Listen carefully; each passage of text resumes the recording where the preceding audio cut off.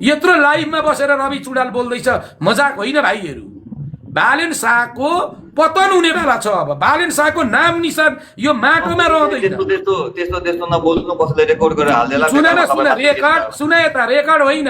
हामी त उसको घरभित्र घुसेर बोल्छौँ। हामी उसको क्षमता र ल्याकत छ भने हामीमा लडेर देखाओस्। बालेन शाह भनेको कसैले बनाइएको भतुवा हो। अब सुन, म तिमीलाई भन्छु, बिचारा रासपाले धेरै दुःख गर्यो, रासपाले धेरै मेहनत गर्यो, रासपाले पार्टी खोलो, तर खाने बेलामा कसले खायो? बालेनले खायो। रवि त बिचारा पुङ्गु भयो नि त, रविले पनि पार्टी खोलेको थियो होला। सुन त मेरो कुरा भन्छु, अब घन्टेले त रविलाई बिचारा मारे। हामी एकचोटि एक दिनको लागि भए पनि रवि लामिछानेलाई प्रधानमन्त्री बनाइदिन्छौँ। बुझ यो कुरा पनि फेरि तिमी। त्यो भएको कारणले राजनीति बुझ्नुपर्छ।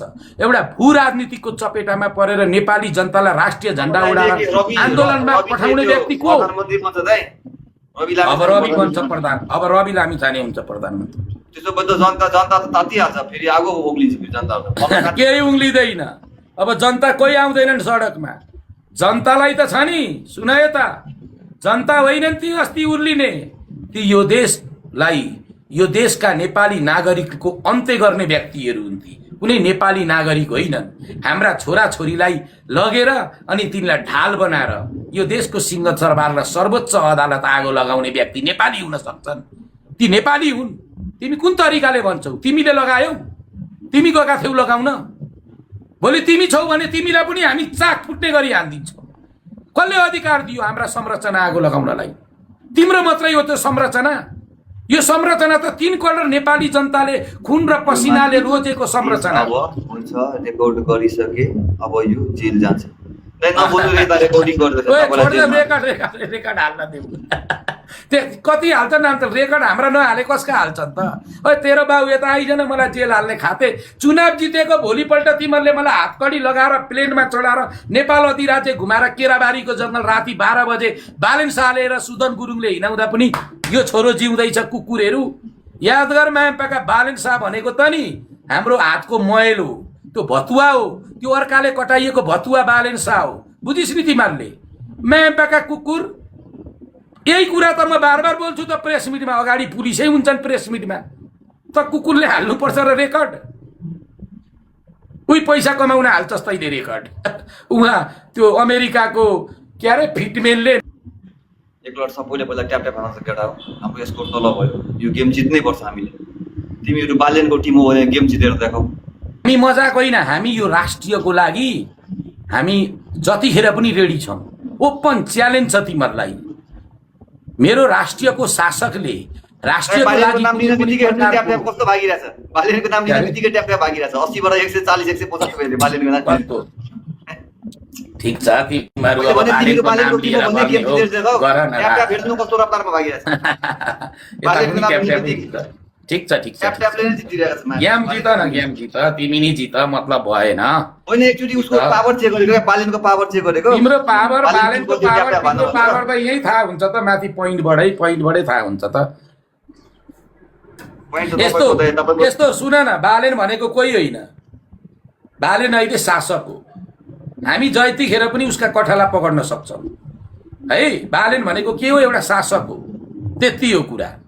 अरू ऊ कोही पनि होइन। हामीलाई अरूसँग मतलब हुँदैन। ऊ एउटा शासक हो, शासकको रूपमा रहनुपर्छ, शासकै रहनुपर्छ। बास यो बुझ तिमी। तपाईले जित्नु पर्यो। अनि तिम्रो बालेन, मैले भनिनँ, बालेन भनेको त भतुवा हो, अमेरिकाको दलाली हो, अमेरिका युन काउन्सिलबाट रेडी बनाइएको एउटा फौज हो। बुझेन? लुसिफर हो। लु भन, बच्चाहरू हिजो ठमिलमा रियाल गाना गाएर मदर फक्कर फादर फक्कर भनेर दुनियाँलाई गाली गरेर ब्याडल खेलेर आएको केटो आज प्रधानमन्त्री हुँदाखेरि तिमीहरूले यत्रो कुरा गर्छौ यार। यी त बच्चाहरू लेखेको थियो।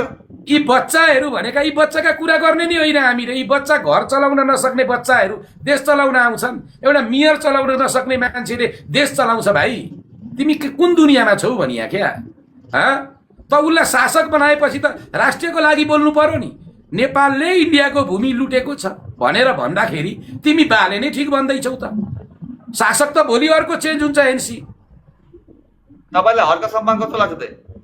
हो हर्क साम्पाङ भनेको देशप्रेमी हो उसको राजनीतिक जेसुकै होस् उसको भोलि ऊ जेल जाओस् उसको पार्टी सिद्धियोस् मलाई मतलब छैन बालेन हर्क र रवि लामी छानेमा यी तीनटा भन्दा सबैभन्दा राम्रो भनेको हर्क साम्पाङ हो किनभने ऊ वामपन्थी हो उसले आफ्नो राष्ट्रियको लागि कुरा गर्छ आफ्नो देशको लागि कुरा गर्छ आफ्नो जन्मभूमिको कुरा गर्छ आफ्नो माटोको पहिचान दिलाउन खोज्छ तर अस्ति मैले देखेको थिएँ दिनमा चाहिँ 25-30 वटा स्ट्याटसै लेख्थ्यो बालेनको बारेमा तर बालेनले एउटा प्रतिपक्षमा उही छ त अनि उसले नलेखे मैले कहिले पनि उसको विरोधमा केही पनि लेखेन स्ट्याटसमा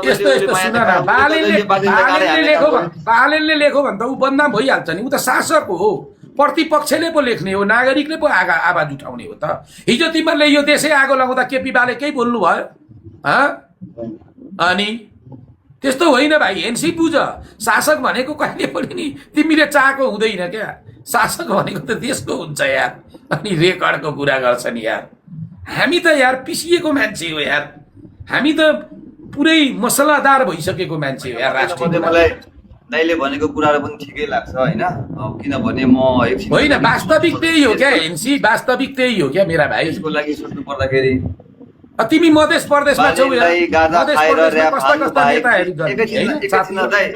एकैछिन दाइ यो सपना भनेको के चिल्लाएको छ सपना अब केटी मान्छेलाई यस्तो भने भन्छ इज्जत गर्दैन अघिदेखि तिम्रो चिल्लाएको चिल्लाइछ गाजा खाएर यस्तो गर्छ उस्तो गर्छ भनेर अनि तेरो हर्प सङ्ग्रामले माटो भने गिटार बजाएर दिनमा 50 वटा स्ट्याटस लेखेर गाना हान्ने काम गर्थ्यो बालेनले एउटा पनि जवाब दिएन बालेनले एउटा स्ट्याटसमा लेखेर जवाब दियो भने नि घरेलु उडिया छ हर्क सङ्ग्रामको बाँकी यहाँबाट माटो पनि सपना निकल तेरी माटो पनि जहाँ ठिक गाली गर्छ दाइ माटो पनि यहाँ आएर बाघ यहाँबाट निकल बाँकी नि माटोको नै हजुर राम्रो मान्छे हो हर्क साम्पाङ नराम्रो होइन ठिकै छ आफ्नो ठाउँमा त त्यो ठिकै छ होइन सपनालाई बोलो खान्थेँ मैले यहाँ आएर चाहिँ अघिदेखि गजेरी हो भन्छ माटो पनि जान बालेनको मुखमा भन्नु गजेरी हो त लगाइदिन्छ तँलाई